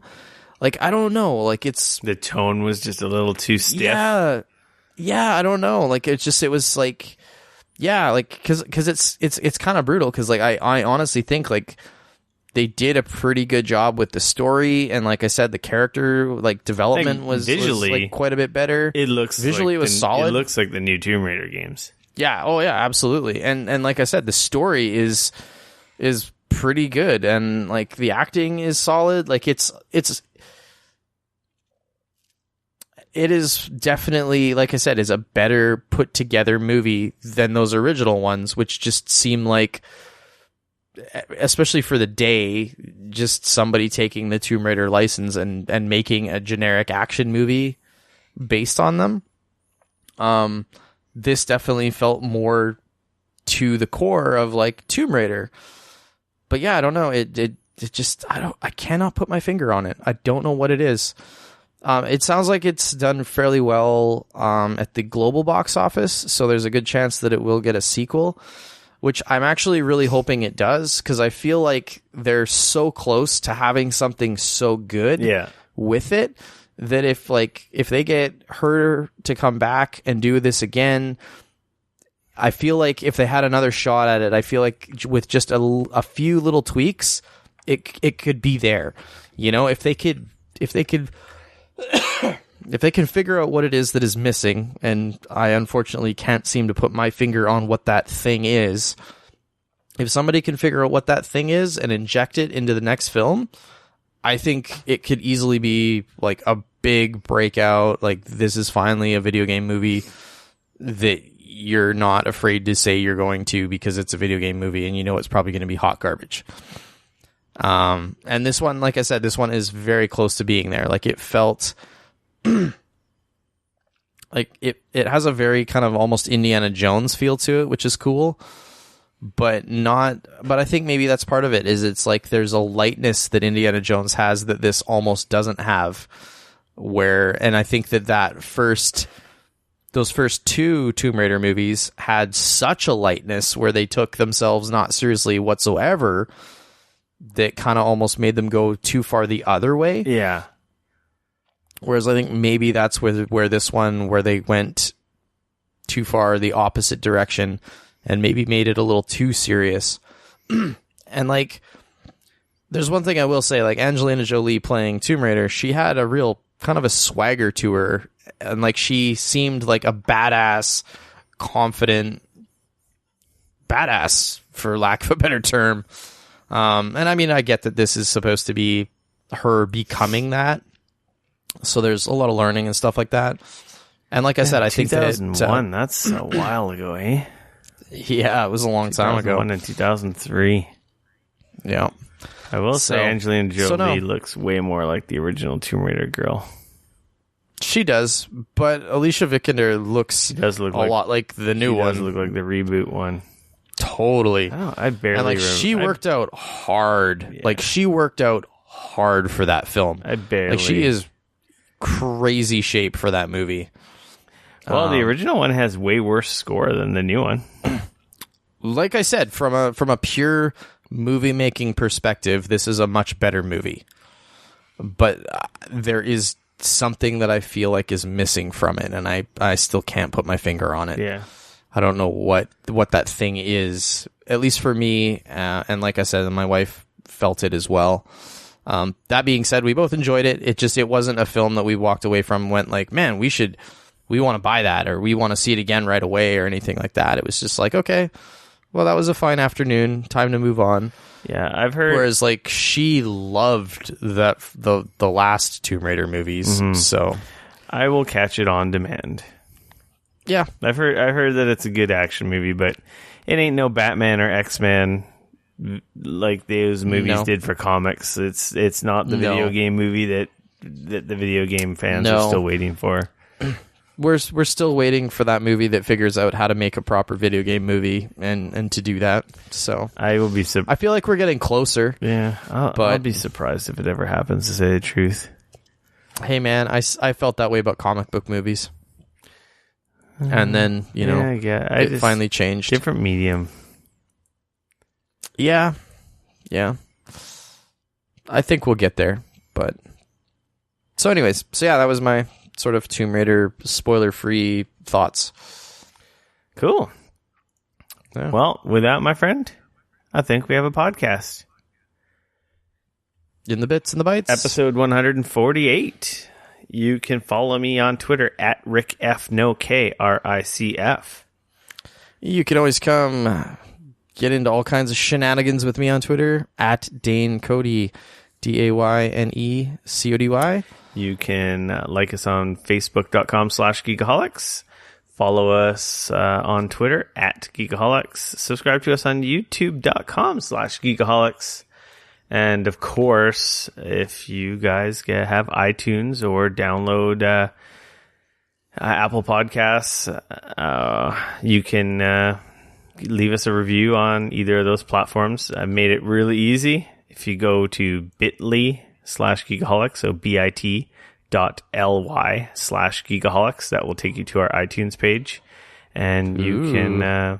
that'll take you straight to our iTunes page, and you can subscribe to us if you're on an iDevice and or in iTunes. Look at that. iTunes. We got 10 ratings. Yeah. 10 ratings. Or in iTunes, get in there and leave us a rating. We need to hit 50. That's the magic number, apparently. Well, there you go. So, yeah, if you've got the chance, or if you can please install iTunes on your desktop PC, create an account. I know it's pretty, it's a big hoop to jump through. We would greatly appreciate it. And if you got multiple email addresses, ain't nobody gonna complain if you leave multiple reviews. With that, I guess we will see you next week. We'll have some Far Cry 5, and I don't know what else. Is there anything else? Yeah. Probably gonna have some VR stuff to talk about next week. Oh yeah, we gotta play some Bravo Team. Yeah. I've got that installed. I just haven't had a chance to dive into it yet. That makes two of us. All right. Thanks for listening, everyone. We love ya. See you next week. Peace.